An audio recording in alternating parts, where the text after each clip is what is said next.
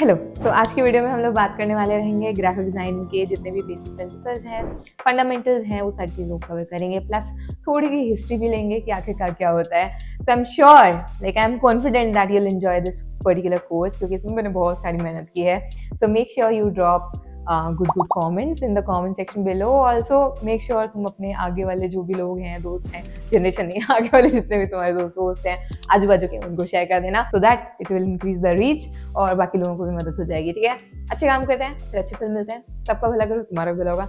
On that note let's get started. तो शुरुआत होती है काफी पुराने समय से, एंशिएंट टाइम में जाते हैं। केव पेंटिंग्स बनाई जाती थी, पत्थरों पर लिखा जाता था, ड्राइंग्स बनाई जाती थी, लिखा क्या जाता था। तो विजुअल कम्युनिकेशन का एक जरिया था ग्राफिक्स की मदद से। कुल मिला के जो सिम्बल्स होते थे, पेंटिंग की जाती थी, और वहीं से एक जो कम्युनिकेशन डिजाइन का है कॉन्सेप्ट जो है निकल करके आया था। इजिप्टियंस ने ये कॉन्सेप्ट बनाया था हायरोग्राफिक्स करके, मतलब कि ड्रॉ करने का कुल मिला करके और उसके थ्रू कम्युनिकेट करने का। फिर उसके बाद चाइनीज ने पेपर और ये सब की चीज़ों की इन्वेंशन करते करते फिर हम जो है प्रिंटिंग टेक्नोलॉजी पे आ गए। फिर रेवोल्यूशन वगैरह होता रहा और उसके बाद आखिरी में जो 20th सेंचुरी में हमारा अडोबी के सॉफ्टवेयर आ करके अलग ही लेवल पे अभी हम आज की डेट में डिजाइन कर रहे हैं, कम्युनिकेशन कर रहे हैं। कुल मिला के पत्थरों से डिजिटल एरा तक की जो है हमारी जर्नी रही है साधारण भाषा में। ठीक है, so this was a little brief about graphic design की हिस्ट्री। अभी हम लोग चलते हैं मेन कॉन्सेप्ट्स की तरफ। फंडामेंटल्स में सबसे पहला फंडामेंटल अभी हम लोग पकड़ेंगे जिसका नाम है बैलेंस। जैसा कि नाम बता रहा है, seesaw is a very good example of it. जहाँ पर ज्यादा वजन होता है उस तरफ पे सीसॉ झुक जाता है। तो हम लोगों को क्या करना होता है, हमारी डिजाइन एक तरफ ऐसे झुकी झुकी झुकी सी ना लगे, उसके लिए हम लोगों को क्या करना होगा कि भाई दोनों तरफ पे इक्वली जो है चीजों को बैलेंस करना होगा। कैसे कर सकते हो, मान लो कि एक जगह पर कोई बड़ा सा इमेज प्लेस किया हुआ है, तो साइड पर उस दूसरे साइड पर हम इमेज या टेक्स्ट जो है प्लेस करके उसको बैलेंस कर सकते हैं, ताकि डिजाइन ऐसा ना लगे कि सब कुछ एक ही तरफ भर दिया है, हमारा डिजाइन गिरने वाला है। तो इस तरीके की नौबत ना आए, उसके लिए जो है बैलेंस का प्रिंसिपल इज इंपॉर्टेंट। दो तरीके के बैलेंस होते हैं। पहला होता है सिमेट्रिकल बैलेंस, यानी कि जो एलिमेंट्स राइट साइड पे हैं वैसे के वैसे हूबहू एलिमेंट्स भी जो हैं लेफ्ट साइड और राइट साइड, मतलब दोनों पे LHS is equals to RHS। Asymmetrical balance जो होता है उसमें क्या होता है, ऐसे होना जरूरी नहीं है, बैलेंस हो जाएगी चीजें पर कैसे भी हो सकती है। मे बी तुमने एक स्क्वायर और एक सर्कल यहाँ लगाया हुआ है और एक नीचे पे कोई ट्रायगोनल, नीचे पे कोई पॉलीगन यहाँ पर डाला हुआ है, तो वो भी बैलेंस्ड हो गया, क्योंकि उन दोनों को बैलेंस करने के लिए यहाँ पर हमने एक शेप डाला हुआ है। तो कई बार इस तरीके से भी बैलेंस किया जाता है। अभी यहाँ पर भी अगर तुम देखोगे ना तो ये देखो एक तराजू टाइप का दिख रहा है, और ये इसलिए इस तरीके से बैलेंस्ड है क्योंकि यहाँ पर बीच में सारा वेट रखा हुआ है। अभी सिमेट्रिकल बैलेंस क्या होता है, जब लाइन के दोनों साइड यानी कि राइट हैंड साइड पे और लेफ्ट हैंड साइड पे दोनों जगहों पर इक्वली तरीके से सेम तरीके से रखा जाता है। बट एसिमेट्रिकल क्या होता है, अब देखो यहाँ पर मिड लाइन के अकॉर्डिंग नहीं रखा हुआ है, हल्का सा ये ऊपर है हल्का सा नीचे है, but still they are balancing each other, क्योंकि वेट तो सेम ही है दोनों तरफ पे, इसलिए जो तराजू है दोबारा आ गया and it is balanced. So I hope the point got clear कि किस तरीके से बैलेंस होता है, और दो तरीके के हमारे पास बैलेंस के पॉइंट्स हैं। First is symmetrical, second one is asymmetrical. हम एक वेब पेज का भी एग्जांपल लें तो उसमें भी तुम देखोगे बहुत सारे डिजाइन में तुमको देखने को मिलेगा कि कुछ अगर LHS पे है तो उसको RHS पे बैलेंस करने के लिए कुछ ना कुछ डाला गया है। इनफैक्ट इन मेनी पोस्टर्स ये कॉन्सेप्ट को यूज किया जाता है so that designs look more balanced, more clean, more impactful. Yes, second fundamental है यूनिटी। अब देखो यूनिटी में क्या होता है, जैसा कि नाम सजेस्ट कर रहे हैं, इन सब के नाम देखोगे ना, आधी से किस्से कहानी तो वहीं पे क्लियर हो जाते हैं। यूनिटी का मतलब क्या होता है, साथ में आना। तो कुल मिलाकर के सारी चीजों को इस तरीके से प्रेजेंट करना कि एक डिजाइन कोहेसिव लगे, यानी कि इकट्ठी बिखरी बिखरी ना लगे, एक सी लगे। मे बी एक एग्जाम्पल हो सकता है कि similar colour palette throughout the design use करना, एक ही तरीके कलर पैलेट जो एक दूसरे को कॉम्प्लीमेंट करता है और ऐसा लगे कि डिजाइन यूनाइटेड है, ठीक है, एक तरह की लगे। अभी यूनिटी का अगर तुम यहाँ पर भी देखोगे तो मैंने लिखा हुआ unity is the harmony of all visual elements in a composition. तो हार्मनी यानी कि सिमिलैरिटी हमारे जितने भी विजुअल एलिमेंट्स हम यूज कर रहे हैं, जैसे मैंने एग्जांपल के लिए यहाँ पर लिया हुआ है, तो ये जितनी भी इमेजेस या इलिस्ट्रेशंस हैं इसमें तुम एक चीज कॉमन देखोगे या एक चीज को देखोगे जो कि इस पूरे इलिस्ट्रेशन को एक साथ दर्शा रही है या यूनाइटेड है, वो ऐसे दर्शा पा रही है। वो है कलर पैलेट यूज किया गया है ब्लैक एंड ऑरेंज का, जो कि सारी जगहों पर इस तरीके से यूज किया गया है कि वो लग रहा है कि पूरा डिजाइन एक ही पार्ट है, यूनाइट उसको दिखाया जा रहा है। तो इसमें जो है कलर की यूनिटी की हेल्प से इसमें इस डिजाइन में यूनिटी का प्रिंसिपल फॉलो किया गया है। ये वैसे डिजाइन नहीं है, इट्स जस्ट एन इलस्ट्रेशन, मैं सिर्फ एग्जांपल दे रही थी एक्सप्लेन करने के लिए। थर्ड एलिमेंट है पैटर्न, मतलब कि एलिमेंट्स को एक पर्टिकुलर रिदम में रिपीट करना, और उससे क्या होता है हमारे पास पैटर्न क्रिएट हो जाता है। एग्जाम्पल क्या हो सकता है, बहुत सारे ज्योमेट्रिक पैटर्न्स तुमको देखने को मिलेंगे। इनफैक्ट जो मैंने लास्ट ब्रांड आइडेंटिटी का प्रोजेक्ट बनाया था उसमें भी we have created a pattern, जिसमें कि एक पर्टिकुलर एलिमेंट था जो कि था पिज्जा, जिसको हमने रिपीट किया पूरे हमारे डिजाइन में और उसके थ्रू हमने एक पैटर्न क्रिएट किया। ऑलराइट, जैसे कि पहला जो है लाइन का पैटर्न, यहाँ पर लाइन का पैटर्न तुमको दिख रहा होगा, यहाँ पर ये सीधा सीधा इस तरीके का लाइन का एक पैटर्न है। ऐसे ही शेप्स का यूज करके भी आप पैटर्न बना सकते हो। अभी यहाँ पर तो ये रोम्बस काइंड ऑफ शेप है, डायमंड शेप बोल सकते हो। यहाँ पर अगेन ट्राइंगल्स का जो है यूज करके पूरा का पूरा पैटर्न बनाया गया है।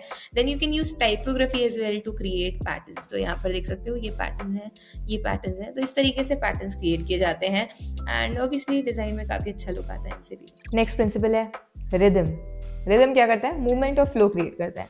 3 तरीके के रिदम्स होते हैं। पहला कंसिस्टेंट रिदम, ऑब्वियसली जिसमें कंसिस्टेंट स्पेसिंग होती है उसको कंसिस्टेंट रिदम बोल सकते हैं।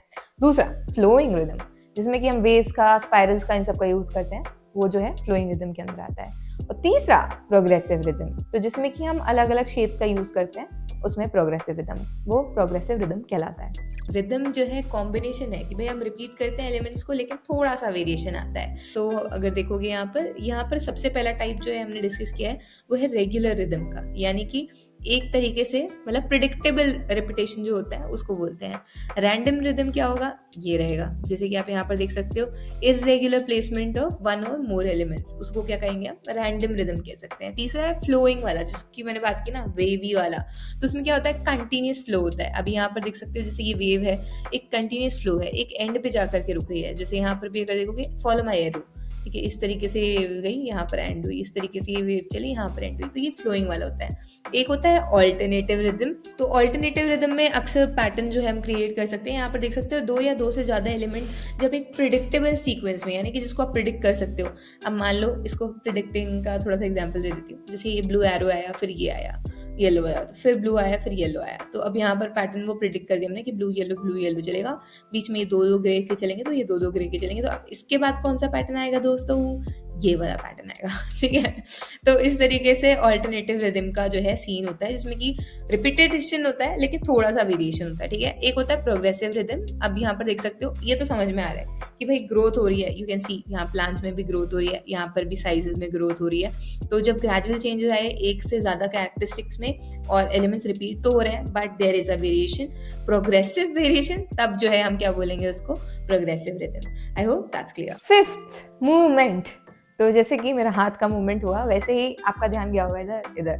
तो यहाँ पर यही प्रिंसिपल जो है मूवमेंट भी फॉलो करता है। आपकी आंखें किस तरीके से फ्लो करेंगी, मान लेते हैं ये एग्जांपल लेते हैं, डायगोनल तरीके से अगर आपका कोई लेआउट है तो आपकी आंखें उसी तरीके से उसी मूवमेंट में जाएंगी। तो ऑब्वियसली मूवमेंट क्रिएट करना डिज़ाइन में बहुत ज़्यादा इंपॉर्टेंट है, अदरवाइज इंसान को समझ में ही नहीं आएगा कि किस तरफ से कहाँ पे क्या पहले देखा जाए, फिर उसके बाद कहाँ नज़र जानी चाहिए, या किस तरीके से किस डायरेक्शन में जाना है कुल मिलाकर डिज़ाइन में, वो ही नहीं समझ में आएगा यार। तो इसलिए मूवमेंट का प्रिंसिपल इज इम्पोर्टेंट। अच्छा, अभी इस वाले पोस्टर को ध्यान से देखो एकदम ध्यान से देखते रहो। तो यहाँ पर हो क्या रहा है, तुम्हारी आंखें यहाँ से शुरू हुई और ऐसे ऐसे आते आते ये पूरे वाले गोले तक आ गई।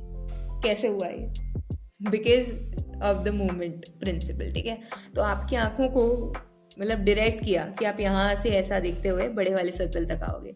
तो movement directs the viewers I, ठीक है। यहाँ से ऐसा तो कोई नहीं गया होगा, मुझे नहीं लगता। यहाँ से ही सारे यहाँ पर आए होंगे, क्योंकि मूवमेंट जो है वो इस तरीके का दिखाया ही गया है यहाँ पर। तो कुल मिलाकर के एक बहुत अच्छा एग्जाम्पल है जिसमें कि हमारी आंखों ने खुद ने ही तय कर लिया यहाँ से यहाँ तक का रास्ता, ठीक है। तो हमारे आंखों को जो डायरेक्शन दिखा पाए उसको ही मूवमेंट कहते हैं। एंड यहाँ पर देख सकते हो ये पोस्टर बखूबी उस चीज को दर्शाया। Next is emphasis. तो डिजाइन का फोकस पॉइंट, यानी कि तुम्हारा ध्यान सबसे पहले किधर जाना चाहिए उसके ऊपर। एग्जाम्पल अगर हम ले तो एक सेल्स का पोस्टर है मान लो, जिसमें कि लिखा हुआ है 50% ऑफ, रेड कलर में बड़े बड़े अक्षरों में।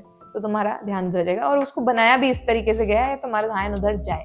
क्यों? क्योंकि वो फोकस पॉइंट है भाई। 50% की सेल चल रही है, तुम्हारा ध्यान उस पर नहीं जाएगा तो किस पे जाएगा। तो उस चीज के लिए उस तरीके से, मतलब उस पोस्टर का या उस डिजाइन का फोकस पॉइंट क्या रहेगा, 50%। तो कुल मिला के हमें एम्फेसिस या ज्यादा जोर किस पे डालना है, उस 50% ऑफ पे वाइल डिजाइनिंग। इसलिए purpose of design is important. तुम्हें पता होना चाहिए तुम डिजाइन कर रहे हो तो किस लिए या किस कारणवश, या उसका पर्पस क्या है। क्योंकि बिना पर्पस के जो चीज बना दी ना, अब बहुत गहरी बात बोलने वाले, रुको।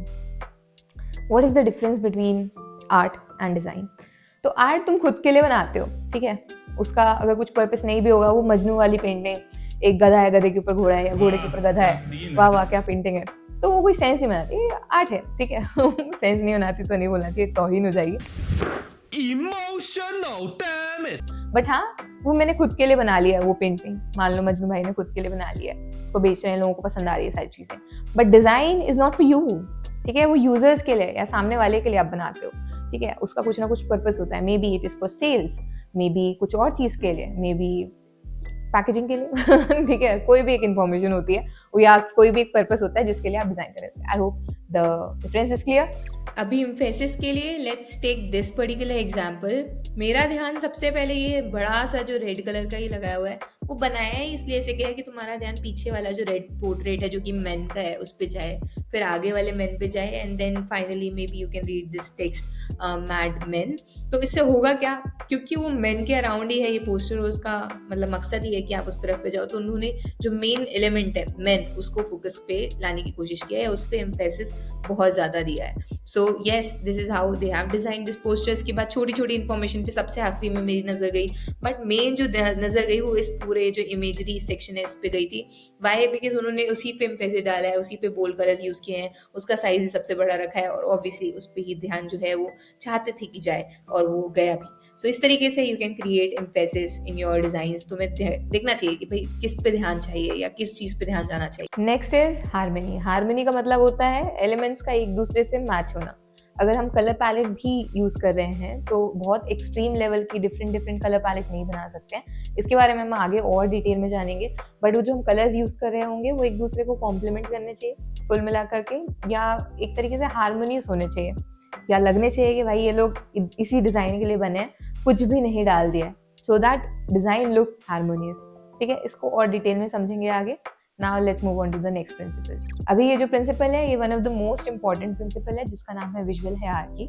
यानी कि आपके डिजाइन में जो सबसे इंपॉर्टेंट इन्फॉर्मेशन है उसको सबसे पहले दिखाना, जो उससे कम इंपॉर्टेंट है उसके बाद, और जो सबसे कम इंपॉर्टेंट उसके बाद। तो इसको हम कैसे दिखा सकते हैं, may be by using different colours, या उसका साइज बड़ा करके, या कैसे भी। तो बहुत तरीकों से आप विजुअल हायरार्की को अचीव किया जा सकता है, साइज के डिफरेंस से, कलर्स के डिफरेंस से, मे बी एलिमेंट्स के डिफरेंस से, इमेज का बैकग्राउंड दे करके, a lot of options, right.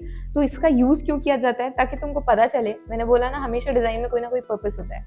अगर उसका मेन मोटिव है टू सेल द टिकट्स, तो may be the offer is important. उस डिजाइन में ऑफर इम्पोर्टेंट है, तो वो बड़ा बड़ा दिखना चाहिए ना कि भाई flat this much amount of, या जो भी चीज़ है, ठीक है, तो वो ऑफर दिखना चाहिए for that.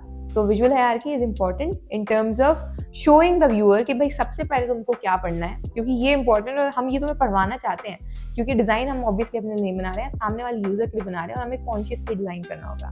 I hope this gets clear. Next is proportion. Proportion का ऑब्वियसली यही मतलब है कि एक दूसरे के कंपैरिजन में एलिमेंट्स का किस तरीके से साइज है। मान लो एग्जाम्पल लेते हैं ह्यूमन बॉडी का। अब मेरा सिर इतना बड़ा है और बॉडी छोटी सी दिख रही है, तो ऑब्वियसली अटपटा लगेगा, and that particular proportion doesn't make sense. I hope that's clear. तो यहाँ पर देख सकते हो, इसका प्रोपोर्शन जो है बड़ा है, इसका छोटा है, इसका प्रोपोर्शन बड़ा है, इसका छोटा है, इसका प्रोपोर्शन बड़ा है, इसका छोटा है। तो ऐसा लग रहा है दरवाज़ा कितना सा, चाबी कितनी बड़ी है। तो कुल मिलाकर के इस तरीके से जो है प्रोपोर्शन मतलब बहुत अनरियलिस्टिक है यहाँ पर। ऐसा लग रहा है ये बहुत आगे है। प्रोपोर्शन की हेल्प से आप जो है डिस्टेंस, साइज और उसका कितना रियलनेस है वो सब कुछ भी आप डिसाइड कर सकते हो। नेक्स्ट प्रिंसिपल है रिपीटेशन। तो रिपीटेशन इसलिए जरूरी है क्योंकि सारी चीजें ऐसे लगे। अब देखो, ब्रांडिंग भी बना रहे हो, कुछ भी बना रहे हो, तो बार बार चीजों को रिपीट करना होता है। मे बी वो ब्रांड का पैटर्न हो सकता है, या फिर ब्रांड के कलर्स या गाइडलाइंस या जो भी चीजें, उनको ध्यान में रखते हुए हम रिपीट करते हैं एक पर्टिकुलर चीज को। क्यों? क्योंकि ये सारी चीजें एक ब्रांड का हिस्सा लगे। मान लो नेटफ्लिक्स है, अब वो रेड और ब्लैक का उनका कॉम्बो है एक चलता है, या यूट्यूब है रेड वाइट ब्लैक का उनका कॉम्बो चलता है, और सडनली यूट्यूब का लोगो एक दिन ग्रीन दिख रहा है, पिंक दिख रहा है, येलो दिख रहा है, that doesn't go well, right. वो ब्रांड के साथ जा नहीं रहा है, तो अच्छा नहीं लगेगा। सो ये रिपीटेशन का पैटर्न होता है या चीज़ होती है जिसको हम यूज़ करते हैं। तो यूट्यूब की जितने भी सोशल मीडिया पोस्ट होंगे उसी कलर्स में, उसी तरीके की फॉन्ट, उसी तरीके की टाइपोग्राफी, सारी चीज़ें रिपीट की जाती हैं। अभी यहाँ पर किस चीज़ का रिपीटेशन हुआ है? Repetition of colours, repetition of the same element as well. तो इस तरीके से जो है हार्मनी बनी रहती है। ऑल्सो टेक्स्ट भी जो है टेक्सटाइल जो है उसको रिपीट किया गया है। तो भाई लगता है कि एक डिज़ाइन बनाई गई है। अब सब कुछ अलग-अलग कर दोगे तो फिर दिक्कत जाएगी। और एक चीज़ याद रखना, इतने सारे प्रिंसिपल्स हैं, हर डिज़ाइन में सारे प्रिंसिपल्स फॉलो नहीं होते हैं। देयर आर टाइम्स जहाँ पर थोड़े बहुत रूल्स ब्रेक किए जाते हैं, क्योंकि रूल्स बनाए ही ब्रेक करने के लिए जाते हैं, तो वो एक आपका एक्स्ट्रा एज रहता है। लेकिन ये सारे प्रिंसिपल्स कोशिश करना चाहिए कि जो इम्पोर्टेंट प्रिंसिपल्स हैं उन सबको हमें फॉलो करना है। Next is contrast. तो कॉन्ट्रास्ट मतलब ये हो गया कि एक चीज़ को दूसरी चीज़ से डिफरेंट दिखाना। तो उसके लिए ऑब्वियसली हम कलर्स का यूज़ करते हैं। कई बार कॉन्ट्रास्ट साइज में भी होता है, कॉन्ट्रास्ट कलर्स में भी होता है, ठीक है। तो अगर हमको किसी चीज़ को डिफ्रेंशिएट करना है, तो अगर हमें वाइट टेक्स्ट दिखाना है और बहुत अच्छे से दिखाना है, तो may be a black background उसके पीछे विल वर्क, ठीक है। तो सिमिलरली कई बार कॉन्ट्रास्ट खराब हो जाता है चीज़ों का, तो वो उतने अच्छे से नहीं दिखती हैं।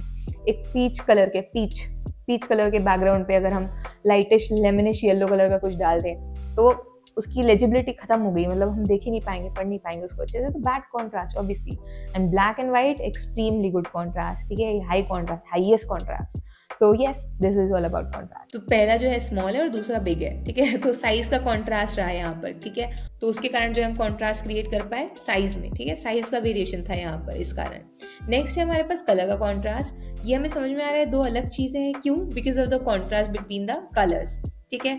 थर्ड हमारे पास शेप का कॉन्ट्रास्ट आता है, जब आपको दोबारा से कोई चीज अलग दिखानी है, डिफरेंट करके दिखानी है। कॉन्ट्रास्ट मतलब दूसरी चीज अलग दिख पाए, तो उसके लिए हम शेप्स का भी यूज कर सकते हैं। जैसे यहाँ पर सारे के सारे स्क्वायर्स हैं एंड बीच में एक सर्कल है, तो हमें समझ में आ रहा है भाई कॉन्ट्रास्ट है बिटवीन द शेप्स, इसी कारण तो ये ज्यादा अच्छे से स्टैंड आउट होकर के हमको दिख पा रहा है। Next and last but not the least is type contrast, यानी कि हम पेयर कर सकते हैं दो अलग तरीके के फॉन्ट्स को, या फिर टाइपफेस बोल सकते हो, तो उनको एक साथ पेयर कर सकते हैं और उसके थ्रू भी हम कॉन्ट्रास्ट क्रिएट कर सकते हैं। समझ में आ जाएगा कि दो अलग चीजें हैं। यहाँ पर आप देख सकते हो, एक हमारे पास ऑल कैप्स में है, एक स्मॉल में है, तो यहाँ पर टाइप के बीच में कॉन्ट्रास्ट क्रिएट किया गया है। अदरवाइज आप फॉन्ट्स के बीच में भी कॉन्ट्रास्ट क्रिएट कर सकते हो। So these were the 4 types of contrast. मतलब अचीव तो इस तरीके से किया जा सकता है, साइज की मदद से, साइज का कॉन्ट्रास्ट, कलर का कॉन्ट्रास्ट, शेप में कॉन्ट्रास्ट दे सकते हैं, इसके अलावा टाइप में भी हम कॉन्ट्रास्ट दे सकते हैं। तो अभी मेरे पास एक बहुत अच्छा क्लिप है जिसमें कि मैंने बहुत अच्छे तरीके से एक्सप्लेन किया हुआ है कि आप 5 डिजाइन प्रिंसिपल्स या फंडामेंटल्स जो कि बहुत इंपॉर्टेंट होते हैं। So let's jump into that video. सबसे पहले है वाइट स्पेस। तो white space is like a magical pause. अभी इसमें क्या हो गया, जैसे कि हम दिन में ब्रेक लेते हैं ना, वैसे डिज़ाइन में जो है ब्रेक देता है वाइट स्पेस, ठीक है। कभी भी अगर हमारी डिज़ाइन में वाइट स्पेस नहीं होगा तो डिज़ाइन काफ़ी ज़्यादा ऐसे भरी भरी लगेगी, ठीक है। उसमें ब्रीदिंग रूम नहीं होता, ब्रीदिंग स्पेस नहीं होता, और जो मेन चीज़ है उस पर फोकस नहीं आता। तो वाइट स्पेस के थ्रू जो मेन एलिमेंट्स होते हैं उन पर फोकस बढ़ता है, और वाइट स्पेस काफ़ी ब्रीदिंग प्रोवाइड करता है डिज़ाइन में, और काफ़ी फ्रेश लगती है डिज़ाइन। वाइट स्पेस के कारण यार काफ़ी क्लैरिटी आती है। इसके अलावा बैलेंस जो होता है ना डिज़ाइन में, वो वाइट स्पेस के कारण आता है। अभी वाइट स्पेस क्या हो गया, जो एलिमेंट्स के आजू बाजू में जो सफ़ेद जगह छुटी हुई होती है वो, हाँ तो वही। तो मैं अपनी साधारण भाषा में आपको समझाने का प्रयत्न कर रही हूँ। I hope you are getting my point. तो वाइट स्पेस जो है काफ़ी इंपॉर्टेंट रोल प्ले करता है यार। आप कभी कोई डिज़ाइन बनाओ और उसमें काफ़ी सारा टेक्स्ट हो, काफ़ी सारे एलिमेंट्स हो, लेकिन ब्रीदिंग रूम नहीं हो, तो वो डिज़ाइन जो है उतनी अट्रैक्टिव नहीं होती है। इसलिए जो है white space plays a major role. तो कभी भी कोई डिज़ाइन कर रहे हो तो वाइट स्पेस का थोड़ा सा ध्यान रखना चाहिए।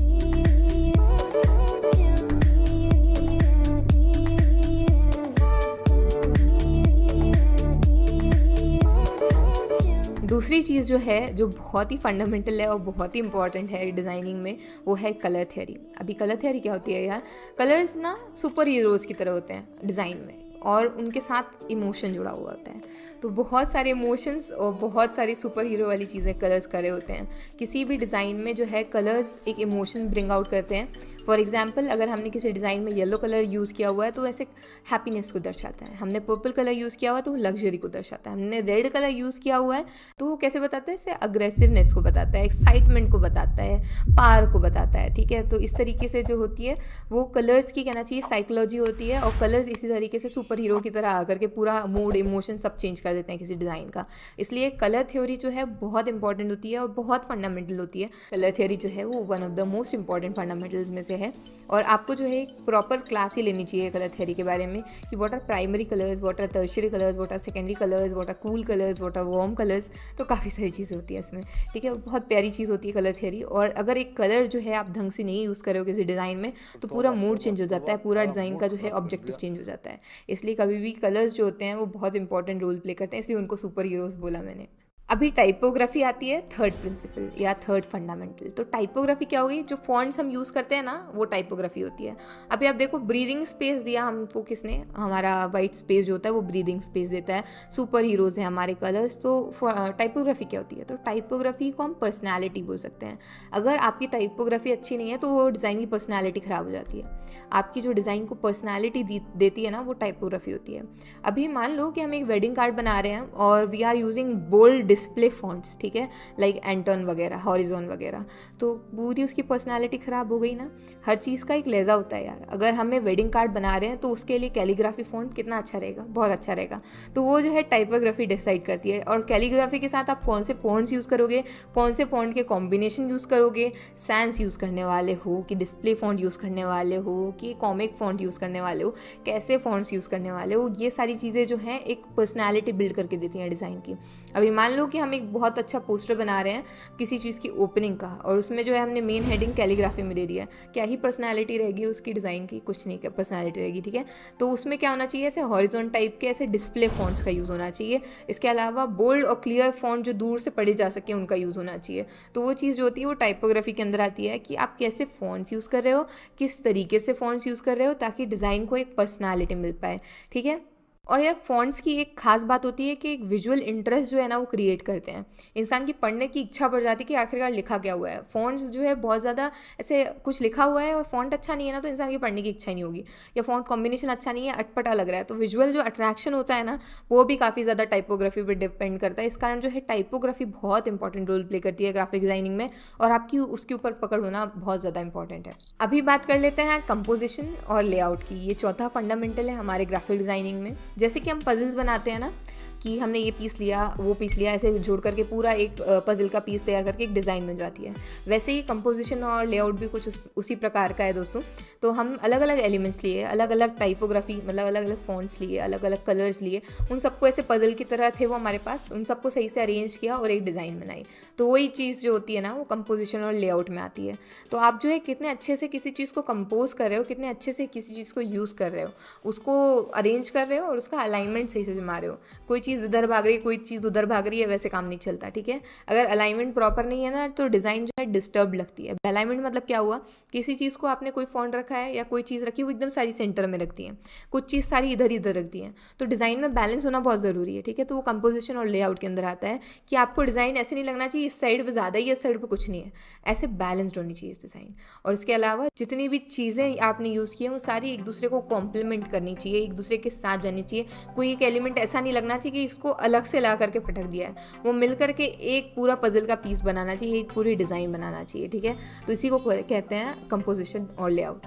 इसके अंदर यार रूल्स ऑफ सिमेट्री जो हायरार्की होती है और रूल्स ऑफ थर्ड्स, इसके अलावा काफ़ी सारी और चीज़ें होती हैं, इन सब से मिला करके जो है इन सबको फॉलो करके और जो है कंपोजिशन किया जाता है और लेआउट जो अरेंज किया जाता है। अभी फिफ्थ और मोस्ट इम्पॉर्टेंट कहना चाहिए जो हमारा डिज़ाइनिंग फंडामेंटल है वो है विजुअल हायरार्की। अभी विजुअल नाम आ गया है तो मतलब देखने वाला चीज़ है कोई। तो विजुअल हायरार्की जो होती है ना वैसे ह्यूमन आई को गाइड करती है कि कैसे कैसे जाना है, कहाँ कहाँ से, नीचे से जाना है डिज़ाइन में, ऊपर ऊपर से नीचे जाना है, मतलब कुल मिला के हमारा गाइड होता है हम कि डिज़ाइन को कैसे देखा जाएगा। तो विजुअल हायरार्की बहुत इंपॉर्टेंट रोल प्ले करती है, क्योंकि आप किसी नॉन इम्पोर्टेंट चीज़ पे आपका ध्यान अगर पहले चला गया तो डिज़ाइन का ऑब्जेक्टिव ही ख़राब हो गया। बेकार है भैया, मैं तो टूट गया। इंपॉर्टेंट चीज़ें पहले दिखनी चाहिए, इंपॉर्टेंट चीज़ें हाईलाइट होनी चाहिए, और विजुअली जो है हमारा ध्यान भी उस पर ही सबसे पहले जाना चाहिए। उसी को विजुअल हायरार्की कहते हैं।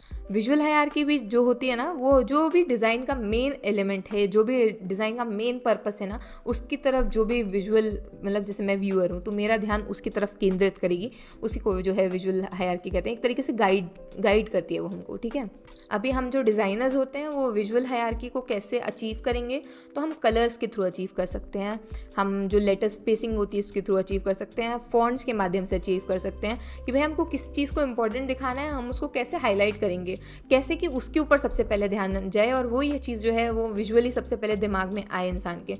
तो उस चीज़ को कंसिडर करते हुए जो है फिर इस तरीके से विजुअल हायरार्की को बिल्डअप किया जाता है, मतलब देखा जाता है। वो ऐसे एक फंडामेंटल है कि भाई आपकी जो व्यूअर होगा उसका आँख कैसे कैसे जाएगा ऊपर से नीचे, किस चीज़ पे ज़्यादा फोकस करेगा, ठीक है, उस तरीके से। तो एक बार मैं आपको छोटू सा जिस्ट दे देती हूँ यार कि वाइट स्पेस जो होता है वो ब्रीदिंग रूम प्रोवाइड करता है। कलर्स जो हैं वो डिज़ाइन के सुपर हीरोज़ हैं और वो इमोशंस ला के देते हैं आपको, ठीक है। इसके अलावा टाइपोग्राफी जो होती है वो डिज़ाइन में पर्सनालिटी ऐड करती है, पर्सनालिटी देती है डिज़ाइन को। जो कंपोजिशन और लेआउट वाली चीज़ है वो एक हारमनी कहना चाहिए तैयार करती है, डिज़ाइन में बैलेंस तैयार करती है।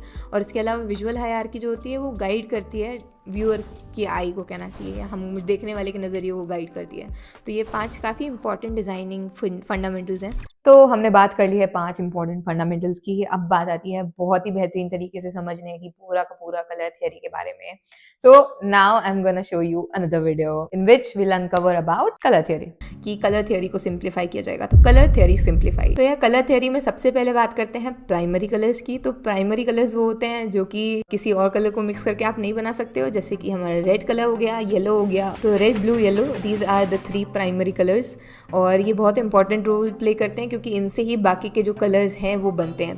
तो इसलिए काफ़ी विजुअली अपीलिंग होते हैं यार, और प्राइमरी कलर्स को जो है काफ़ी कहना चाहिए नोटिस किया जाता है, तो ये काफ़ी वैल्यू ऐड करते हैं आपकी डिज़ाइन में, ठीक है। तो these 3 are the primary colours. अब बात करते हैं सेकेंडरी कलर्स की।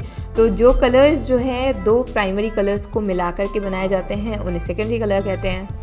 जैसे कि रेड और ब्लू को आप मिलाओगे तो पर्पल बनेगा, ब्लू और येलो को मिलाओगे तो ग्रीन बनेगा, और रेड और येलो को मिलाओगे तो ऑरेंज बनेगा, ठीक है। तो इस तरीके से जो है सेकेंडरी कलर्स जो है बनते हैं प्राइमरी कलर से। और आप समझ गए होंगे आप टर्शियरी कलर्स कैसे बनते हैं, वो सेकेंडरी और प्राइमरी के उससे बनते हैं, तो वो टर्शियरी कलर्स होते हैं। अब थोड़ी सी बात कर लेते हैं वार्म और कूल कलर्स की। तो यार वार्म कलर्स जो होते हैं ना वो बहुत एक्साइटमेंट को दर्शाते हैं। तो कोई ऐसी पोस्ट हो कि जिसमें एक्साइटमेंट दर्शाया जा रहा हो, जैसे कि कोई जिम रिलेटेड पोस्ट है, तो उसमें कंपैरेटिवली अगर आप ब्लू कलर्स यूज़ करें उससे अच्छा होगा कि आप रेड कलर यूज़ करो, ठीक है। जो ये रेड टाइप का कलर होता है ये एक्साइटमेंट को दर्शाता है, ठीक है। तो इसलिए जो है वार्म कलर्स में जो कलर्स आते हैं वो है रेड, येलो, ऑरेंज, ठीक है। तो ये सारे काफ़ी ज़्यादा एक्साइटमेंट को दर्शाते हैं और एनर्जी को जो है दर्शाते हैं, तो ये वार्म कलर्स होते हैं, ठीक है। इसके अलावा कूल कलर्स जो होते हैं वो एकदम ऐसे कामनेस को दर्शाते हैं, जैसे कि ब्लू का जितना भी पैलेट है सारा कुछ। इसलिए जब भी कभी नेचर से रिलेटेड पोस्ट बना रहे हो, तो हालांकि नेचर से रिलेटेड बना रहे हो तो ग्रीन कलर जो है यूज़ किया जाता है। तो इसलिए नहीं कि नेचर ग्रीन होता है, ग्रीन कलर का भी जो अपना आप में है ना कूल कलर्स में आता है, ठीक है। ग्रीन हो गया, पर्पल हो गया, ब्लू हो गया, ये सारे कूल कलर्स में आते हैं। और इसलिए जो है कभी ऐसे कोई पोस्ट बनाया जा रहा हो या ऐसे कोई डिज़ाइन बनाया जा रहा हो जो कि काम जो है उसका फील जो है पोस्ट का, अगर वो या फील जो है डिज़ाइन का वो काम है और वार्मथ वाला नहीं है, एक्साइटमेंट वाला नहीं है, तो ये कलर्स यूज़ किए जाते हैं। तो दीज आर कूल और वार्म कलर्स। अब बात कर लेते हैं यार कलर हार्मनीज़ की। तो आपको पता है कलर्स को जो है कॉम्बिनेशन में काफ़ी बार यूज़ किया जाता है, तो उसके काफ़ी सारी टेक्निक्स होती हैं, तो उसके बारे में थोड़ी सी बात कर लेते हैं। तो एकदम ब्रीफ में है ये, तो इसलिए हम ब्रीफ में ही बात करेंगे। सबसे पहले बात कर लेते हैं कॉम्प्लीमेंट्री वाले कलर्स, ठीक है। तो जो कलर व्हील्स में जो अपोजिट साइड पे होते हैं ना, जैसे कि रेड और ग्रीन हो गया, तो ये अपोजिट साइड पे है, तो ये एक बहुत अच्छा कॉम्प्लीमेंट बनेगा। रेड और ग्रीन की आपने देखी होगी काफ़ी सारी, कहना चाहिए एकदम ऐसे ट्रेंडी है वो, रेड और ग्रीन एक बढ़िया परफेक्ट कॉम्बिनेशन है, ठीक है। इसके अलावा एक और तरीका होता है जिसमें कलर कॉम्बिनेशन बनाए जाते हैं, वो है एनालॉगस। तो उसमें जो है नेक्स्ट टू ईच अदर जो कलर्स होते हैं, जो एक दूसरे के बाजू में होते हैं, वो कलर सेलेक्ट किए जाते हैं। जैसे कि रेड के बाजू में जो कलर हुआ वो, या फिर ग्रीन के बाजू में जो कलर हुआ वो, इस तरीके से। इसके अलावा एक और तरीका है जिसमें हम कलर कॉम्बिनेशन बना दे सकते हैं, उसका नाम है ट्रायडिक। तो यार उसमें क्या होता है, जो भी कलर पैलेट में ना, या जो हमारा कलर व्हील है ना, उसमें ऐसे इक्विलेटरल ट्राइंगल बना रहा है, मतलब जो तीनों साइड से इक्वल होती हैं, अगर वैसा ट्राइंगल बना रहे हैं जैसे कि रेड, येलो, ग्रीन वाला, तो वो कलर पैलेट भी जो है सही होता है। तो इस तरीके से जो है कलर के कॉम्बिनेशन बनाए जाते हैं। 3 तरीके हैं ये, तो इनके थ्रू जो है बनाया जाता है कलर पैलेट्स। आई होप आपको समझ में आया होगा। अब बात कर लेते हैं कलर साइकोलॉजी की। यार तो कलर साइकोलॉजी ऐसा है कि हर कलर के साथ ना एक इमोशन जुड़ा हुआ है। अभी कैसे, अगर हम कोई रियल स्टेट से रिलेटेड डिज़ाइन बना रहे हैं तो उसमें जनरली पर्पल कलर यूज़ किया जाता है। क्योंकि पर्पल जो है ना वो लग्जरी को दर्शाता है, ठीक है। उसके साथ जुड़ा हुआ है वो इमोशन कि पर्पल मीन्स लग्जरी, ऐसे वो विजुअली, मतलब ऐसे कलर साइकोलॉजी बोल रहे हैं ना, कलर की साइकोलॉजी है ये। इसके अलावा जो है येलो जो है ना वो ऐसे हैप्पीनेस को दर्शाता है, ऐसे हैप्पी मूड। तो इसलिए जो है येलो जो है वो ऐसे कभी हैप्पी, कोई चिल्ड्रन रिलेटेड पोस्ट हो रही है तो उसमें येलो तो होना ही होना है।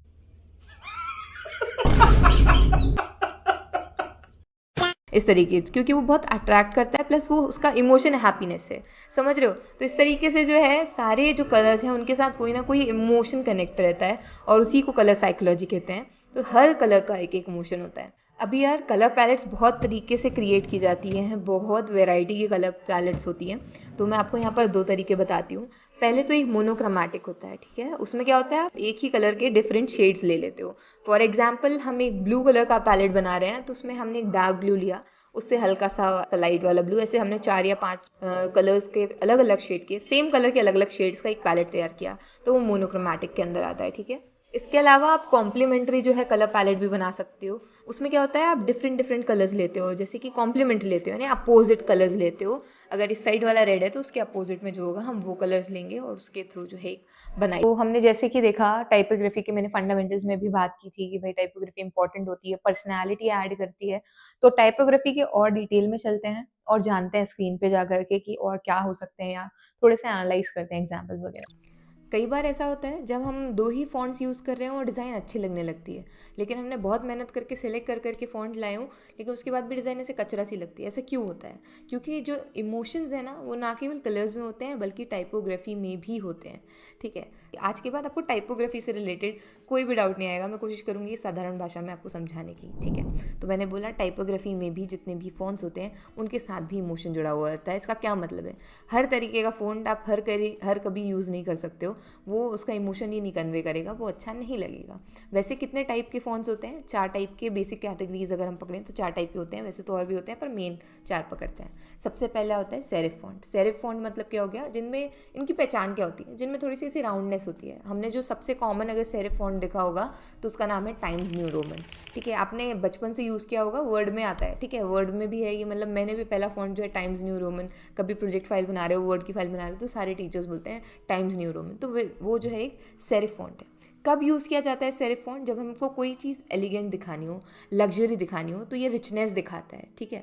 अभी कोई गरीबों के लिए वो लगा रहे हो, आप पोस्टर बना रहे हो जिसमें कि डोनेशन मांग रहे हो, और इसमें अगर ये फ़ॉन्ट यूज़ करोगे तो वो बैठेगा नहीं, समझ रहे हो? तो वो उसका इमोशन ही नहीं है, क्योंकि उसका पर्पस जो है वो क्या है, थोड़ा सा लग्जरी को दर्शाता है, थोड़ा सा क्लासीनेस को दर्शाता है। तो अगर हम कोई डायमंड रिंग का पोस्टर बना रहे हैं तो अगर हम सेरिफ फ़ॉन्ट्स यूज़ करेंगे तो शायद ज़्यादा वो तवज्जो जो है उस डिज़ाइन को जो है जस्टिफाई करेंगे, ठीक है? Are you getting the point? तो किस तरीके से सिलेक्ट करना होता है ये भी साथ साथ सीख रहे हैं हम, प्लस उनका कहाँ यूज़ होता है और उनको हम आइडेंटिफाई कैसे करते हैं। कुछ पॉपुलर अगर मैं एग्जांपल्स दूँ तो गैरामोंड है, ठीक है? जॉर्जिया है, इसके अलावा टाइम्स न्यू रोमन। बात आती है सैंस सेरिफ की, तो ये जो है एक फ्रेंच वर्ड से है इवॉल्व हुआ है।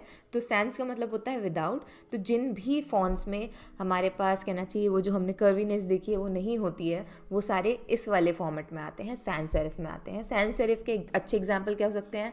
रोबोटो हो सकता है, फ्यूचरा हो सकता है, ओपन सैंस तो सबने सुना होगा, ऑलराइट। अब ये किस तरीके का फॉन्ट होता है और इसका क्या इमोशन होता है? इसका कोई इमोशन नहीं होता, ये इमोशन लेस फॉन्ट है। या जब हमें कोई बहुत रीडेबल होता है, इसकी खासियत ये है, सबसे पहले तो खासियत समझनी चाहिए कि इसकी खासियत ये है कि बहुत रीडेबल होता है, बहुत ही सिंपल होता है और एस्थेटिक सा, ठीक है? तो अगर हमें कभी कोई एक ऐसी चीज़ दिखानी हो जो कि लेस इंपॉर्टेंट या जिसका कोई इमोशन ही नहीं है, अब इमोशन किस चीज़ का नहीं होता होगा?